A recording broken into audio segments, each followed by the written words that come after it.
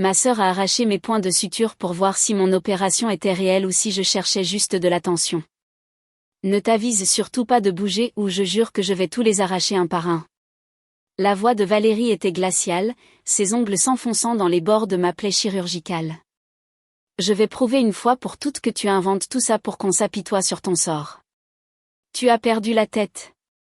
Ce sont de vrais points de suture qui tiennent de vraies incisions, ai-je hurlé, essayant de la repousser alors que le sang commençait à imbiber la gaze blanche. Reine du drame, c'est tout ce que tu as toujours été, hein, a grogné ma sœur en tirant plus fort. Salut, je m'appelle Manon Lefebvre. Aujourd'hui, je partage quelque chose que je n'aurais jamais imaginé devoir raconter à qui que ce soit. Avant de continuer, s'il vous plaît, cliquez sur le bouton « J'aime », partagez cette histoire et abonnez-vous pour plus d'expériences de vie réelle. Je n'aurais jamais cru devoir supprimer complètement ma propre sœur de ma vie.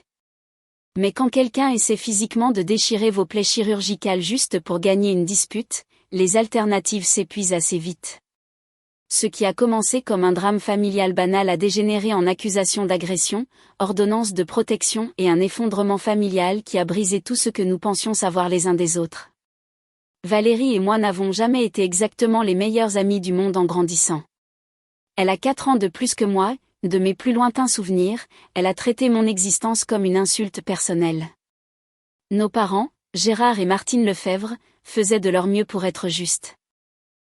Mais Valérie transformait toujours tout en une compétition dont je ne réalisais même pas faire partie. Pourquoi Manon a un nouveau sac à dos? Le mien n'a rien, se plaignait-elle, même si son sac avait les fermetures éclairs cassées et les bretelles déchirées. Chérie, on t'en a acheté un nouveau le mois dernier, expliquait papa calmement. C'est au tour de Manon maintenant. Elle vous manipule tous les deux. Elle a probablement déchiré le sien exprès pour attirer l'attention. J'avais 7 ans. Je comprenais à peine ce que signifiait chercher de l'attention. C'est devenu notre routine jusqu'au lycée.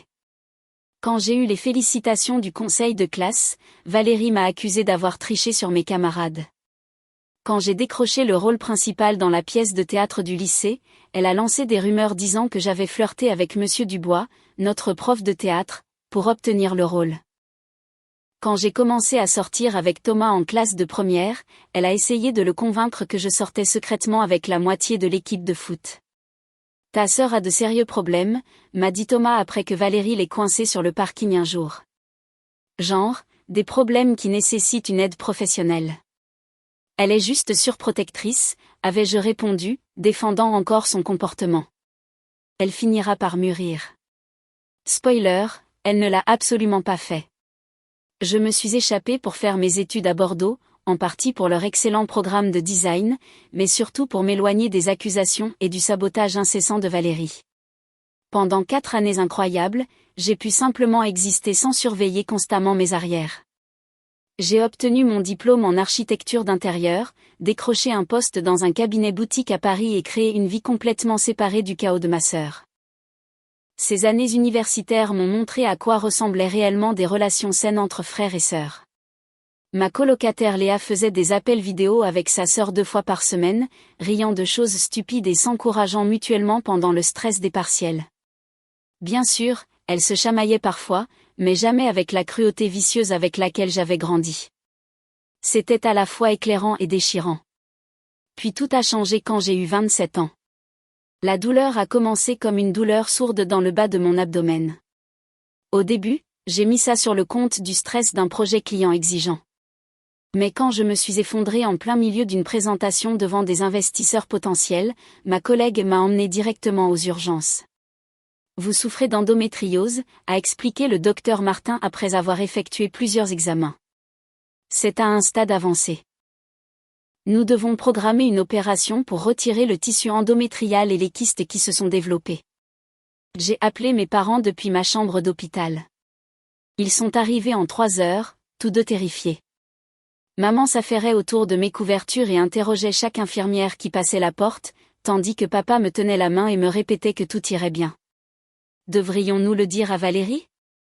A demandé maman avec précaution, sachant que c'était un terrain sensible. Absolument pas, ai-je dit sans hésitation. S'il te plaît, je ne peux pas gérer ces drames en ce moment. Maman avait l'air blessée, mais elle a compris. C'est quand même ta sœur, ma chérie. Elle tient à toi, même si elle le montre bizarrement. Elle a dit à tout le monde que je simulais une entorse de la cheville quand j'avais 13 ans, maman, même après que tu m'aies emmené passer des radios qui montraient l'éclat osseux. Tu te souviens? C'était il y a des années. Et à Noël dernier, elle a annoncé à toute la famille que je faisais semblant d'avoir la gastro pour éviter d'aider au débarrassage alors que j'étais littéralement en train de vomir dans les toilettes. Papa a serré ma main. On ne dira rien si c'est ce que tu veux. Concentre-toi juste sur ta guérison. L'opération était prévue pour le mardi suivant. Le docteur Martin a expliqué que ce serait une kélioscopie, plusieurs petites incisions au lieu d'une grande coupure. J'aurais besoin d'au moins 3 semaines d'arrêt de travail pour la récupération, peut-être plus selon ce qu'il découvrirait pendant l'intervention. L'opération s'est bien passée. Ils ont retiré une quantité substantielle de tissu endométrial et 2 kystes de la taille de balles de golf. Je me suis réveillée groggy mais reconnaissante, avec 4 petites incisions sur le ventre maintenues par des points de suture chirurgicaux. Les résultats de la biopsie sont bons, m'a dit le docteur Martin lors de sa tournée. Mais nous avons retiré pas mal de tissus endommagés. Vous devez prendre votre convalescence au sérieux. Ces points doivent rester en place pendant 10 à 14 jours minimum. J'ai passé 3 nuits à l'hôpital avant de rentrer à mon appartement.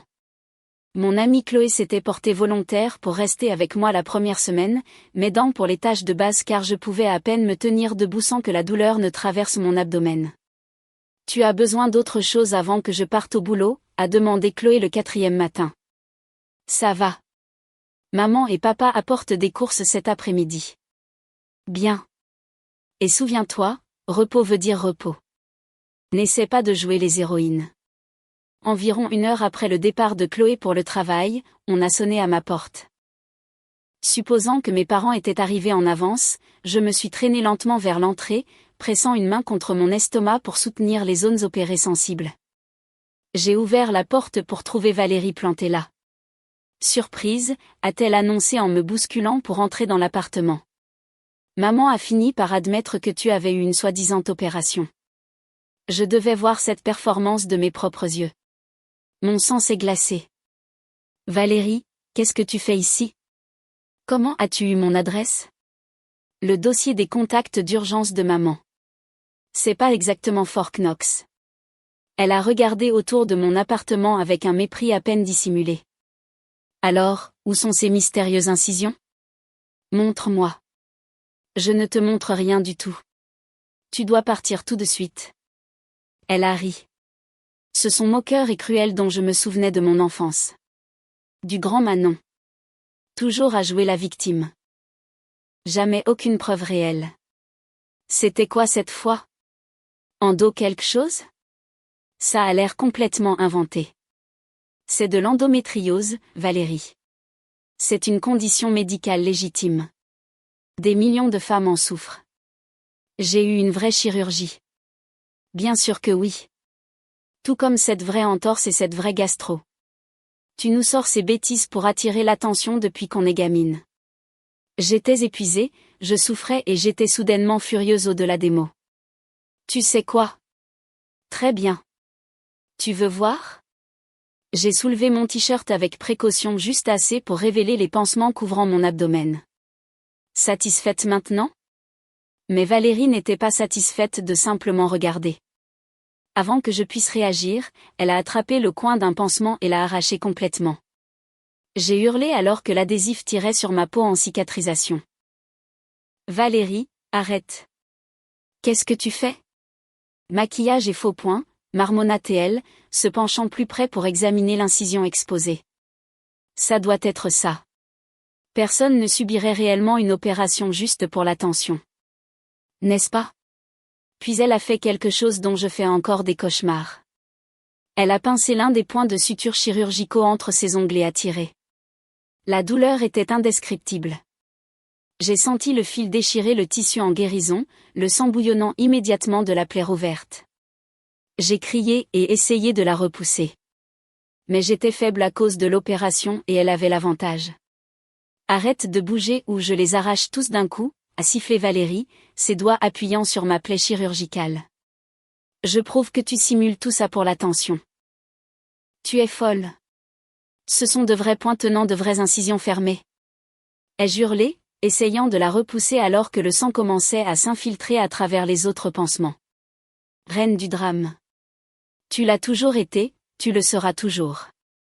La porte de l'appartement s'est soudainement ouverte à la volée.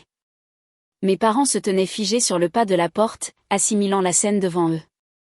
Moi saignant et sanglotant. Les mains de Valérie littéralement à l'intérieur de mes pansements, tirant sur les fils chirurgicaux. Valérie.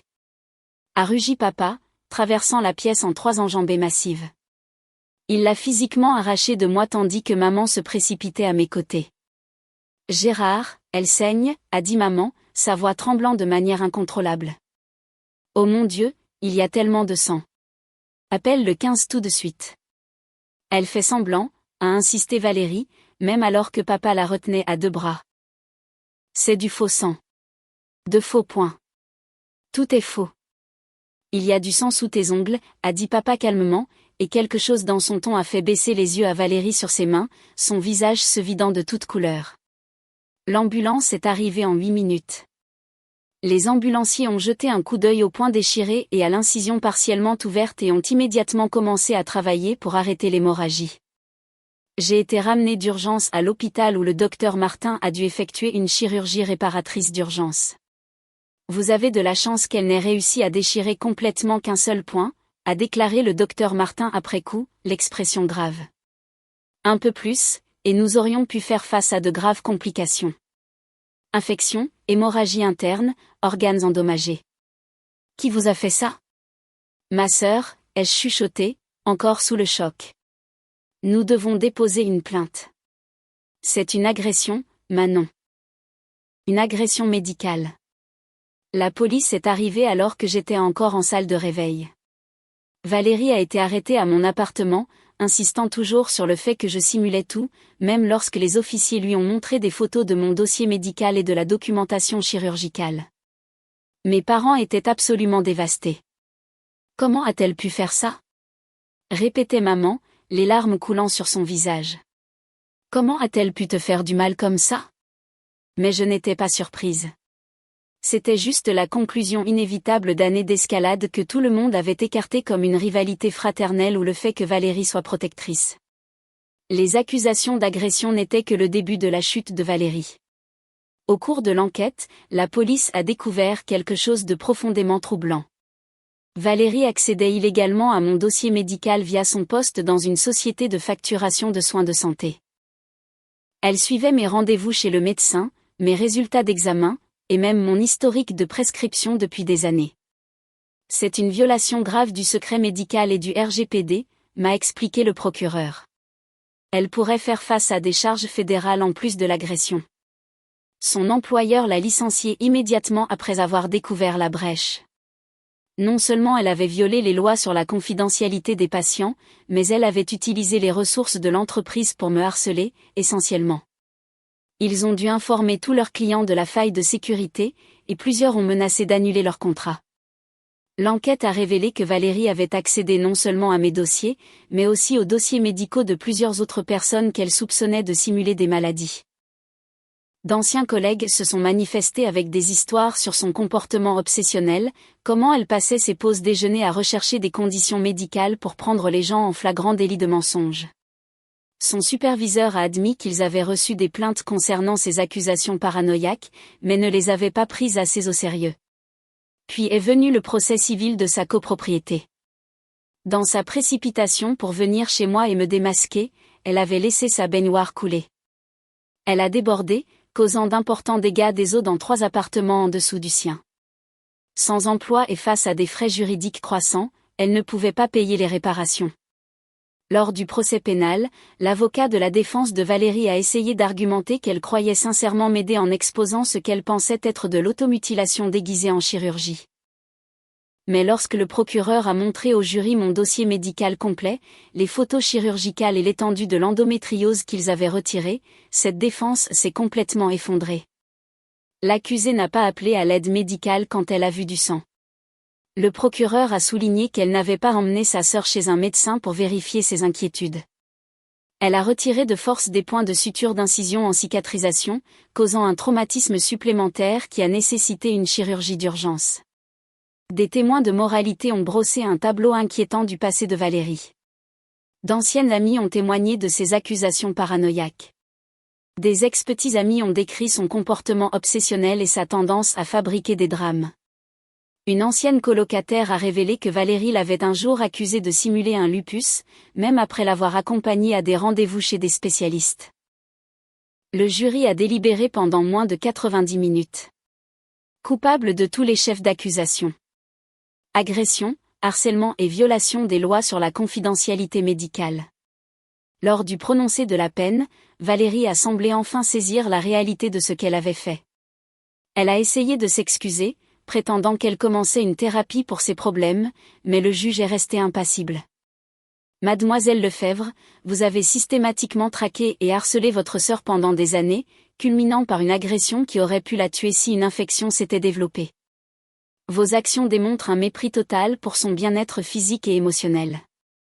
Je vous condamne à 4 ans de prison suivis de 5 ans de mise à l'épreuve avec suivi socio-judiciaire.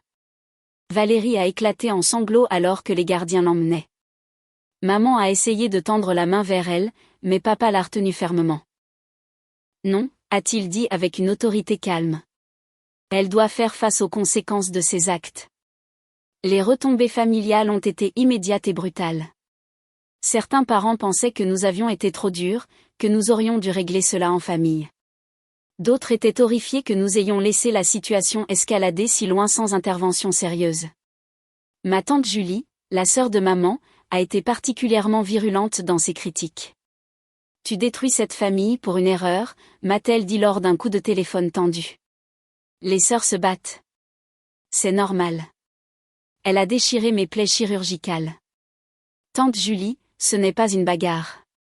C'est une agression. Elle s'inquiétait pour toi. Elle essayait d'aider. Elle essayait de prouver que je mentais sur mon opération. Elle a accédé illégalement à mes dossiers médicaux privés. Elle m'a harcelé pendant des années. En quoi est-ce normal ou utile ? Tante Julie a cessé de nous parler après cette conversation. Plusieurs cousins qui croyaient que les liens du sang devaient être plus forts que les ordonnances restrictives ont suivi le mouvement, mais j'ai trouvé un soutien inattendu chez d'autres, y compris l'ancienne meilleure amie de Valérie, Isabelle. Je suis tellement désolée de n'avoir jamais rien dit, m'a dit Isabelle autour d'un café des semaines plus tard. J'ai été témoin des signes avant-coureurs pendant des années. La façon dont elle parlait de toi, l'obsession, les théories du complot sur tout le monde simulant des maladies. J'aurais dû te prévenir plus tôt. Nous aurions tous dû faire quelque chose plus tôt, ai-je admis. Avec Valérie en prison, j'ai enfin eu l'espace pour guérir physiquement et émotionnellement. La deuxième opération s'était bien passée, bien que j'ai maintenant des cicatrices supplémentaires dues à la réparation d'urgence.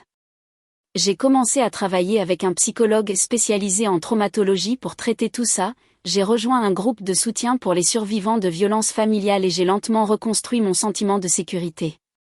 Mon thérapeute, le docteur Santos, m'a aidé à comprendre que le comportement de Valérie n'était pas de ma faute, que ses délires à mon sujet n'avaient rien à voir avec ce que j'avais fait ou pas fait. Nous avons travaillé sur des années de gaslighting et d'abus psychologiques que j'avais intériorisés comme un conflit fraternel normal. Mes parents ont eu encore plus de mal que moi. Maman s'en voulait particulièrement de ne pas avoir reconnu à quel point Valérie était vraiment malade, d'avoir trouvé des excuses à son comportement au fil des ans. J'ai échoué avec mes 2 filles, a-t-elle dit lors d'une séance de thérapie familiale particulièrement difficile. J'ai échoué avec Valérie en ne lui obtenant pas d'aide professionnelle, et j'ai échoué avec toi en ne te protégeant pas d'elle. Tu ne pouvais pas savoir que ça escaladerait comme ça, lui ai-je dit, même si une partie de moi se demandait si c'était entièrement vrai. Il y avait eu tellement de drapeaux rouges au fil des ans. Valérie a purgé 22 mois avant d'être libérée en conditionnel. L'une des conditions de la libération conditionnelle de Valérie était 0 contact avec moi, direct ou indirect. Elle n'était pas autorisée à moins de 150 mètres de mon domicile, de mon lieu de travail ou de tout endroit où elle savait que je serais. Elle devait également suivre un traitement psychiatrique obligatoire. Aux dernières nouvelles, elle vivait dans un foyer supervisé à 2 régions de là, travaillait dans un centre de distribution et assistait à des séances de thérapie ordonnées par le tribunal. Elle avait envoyé des lettres à nos parents affirmant qu'elle comprenait maintenant à quel point elle avait été mentalement malade, comment ses délires paranoïaques l'avaient poussée à blesser la personne qu'elle prétendait aimer. Elle veut s'excuser auprès de toi, m'a dit maman avec hésitation un après-midi. Par l'intermédiaire de son thérapeute? Pas directement. Elle sait qu'elle ne peut pas te contacter personnellement. Non, ai-je dit fermement. Je suis contente qu'elle reçoive de l'aide, mais je ne veux pas avoir de ses nouvelles. Pas maintenant. Jamais. Certaines personnes pensent que je suis trop dure. Elles ne comprennent pas que le pardon n'est pas toujours possible. Que certaines trahisons sont trop profondes pour guérir. Elles n'ont pas senti ses doigts tirer sur leur point de suture. Elles n'ont pas vécu la terreur d'être attaquées alors qu'elles étaient déjà vulnérables et en convalescence. Elles n'ont pas vécu avec des décennies de manipulation, de fausses accusations et de tortures psychologiques. J'ai construit une belle vie sans ma sœur. J'ai une carrière florissante. Je suis récemment devenue associée junior dans mon cabinet de design. J'ai un fiancé aimant nommé Lucas qui est resté à mes côtés pendant le procès et ses conséquences. Et j'ai une famille de cœur, des amis qui me soutiennent réellement et croient en moi.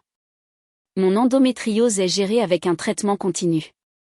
Mes cicatrices, tant physiques qu'émotionnelles, se sont estompées avec le temps, bien qu'elles ne disparaîtront jamais complètement. Parfois, je me demande ce qu'aurait pu être la vie de Valérie si elle avait reçu une aide professionnelle plus tôt. Si ses délires et sa paranoïa avaient été traités avant de la consumer entièrement. Mais je ne peux pas m'attarder sur des « et si » et des scénarios alternatifs.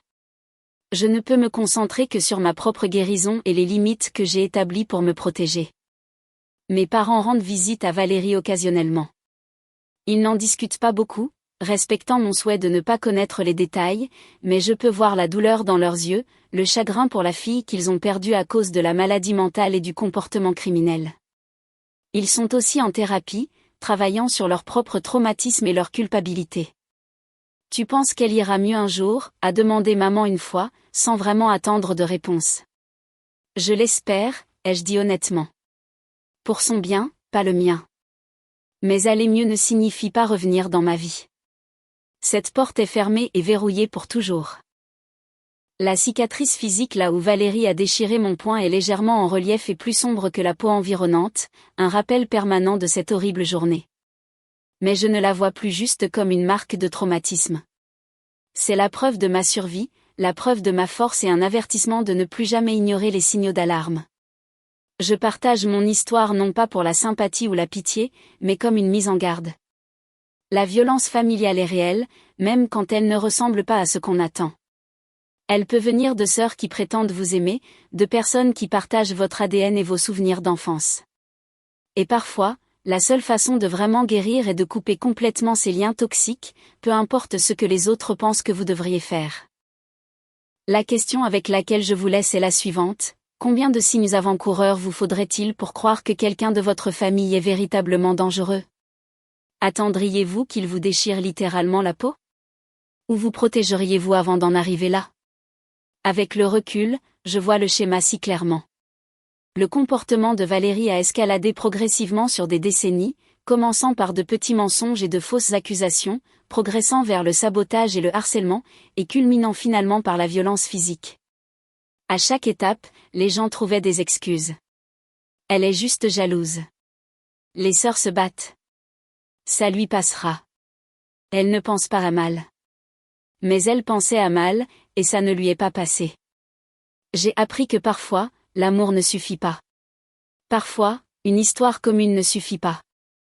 Parfois, les liens du sang ne suffisent pas à justifier de garder dans sa vie quelqu'un qui vous fait activement du mal. Le docteur Santos m'a aidé à comprendre que couper les ponts avec Valérie n'était ni cruel ni vindicatif. C'était de l'autopréservation. Vous ne pouvez pas vous immoler par le feu pour garder quelqu'un d'autre au chaud, m'a-t-il dit lors d'une séance. Surtout quand cette personne est celle qui a allumé l'allumette. Lucas me demande parfois si ça me manque d'avoir une sœur. La réponse honnête est compliquée.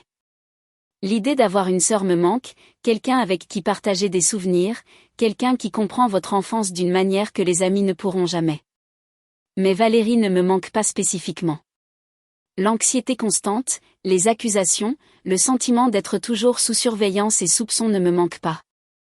Ce que j'ai gagné en l'absence de Valérie vaut plus que ce que j'ai perdu, la tranquillité d'esprit, des relations authentiques basées sur la confiance et la liberté de vivre sans constamment défendre ma réalité. Mon amie Chloé, qui est restée avec moi après l'opération, est devenue comme une sœur pour moi, le genre de sœur que j'ai toujours souhaité que Valérie puisse être. On se soutient, on célèbre les succès de l'autre, et quand on n'est pas d'accord, on en parle comme des adultes. Ça m'a montré que la famille n'est pas toujours une question de biologie. J'ai encore des moments de colère, généralement tard le soir quand je n'arrive pas à dormir, en pensant à toutes les années que Valérie m'a volées avec sa paranoïa et ses accusations. Je suis frustrée qu'elle n'ait pris que 4 ans pour ce qu'elle a fait, bien que je comprenne que le système judiciaire a ses limites, mais surtout, je ressens de la gratitude. Reconnaissante d'avoir survécu. Reconnaissante que l'agression n'ait pas été pire.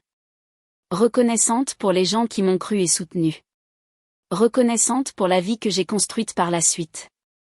Si vous lisez ceci et que vous vous reconnaissez dans mon histoire, si vous avez un membre de la famille qui vous accuse constamment de mentir, qui sabote vos relations, qui vous fait remettre en question votre propre réalité, s'il vous plaît, prenez ceci comme un signe. Vous n'avez pas à attendre que cela devienne de la violence physique. Vous avez le droit de poser des limites. Vous avez le droit de partir. Vous avez le droit de vous choisir. Votre santé mentale et votre sécurité physique comptent plus que les attentes familiales ou ce que les autres pensent que vous devriez tolérer. Je suis Manon Lefebvre et c'est mon histoire. Merci d'avoir écouté et n'oubliez pas d'aimer, de partager et de vous abonner pour plus d'expériences réelles. Restez en sécurité et faites confiance à votre instinct. Il a généralement raison.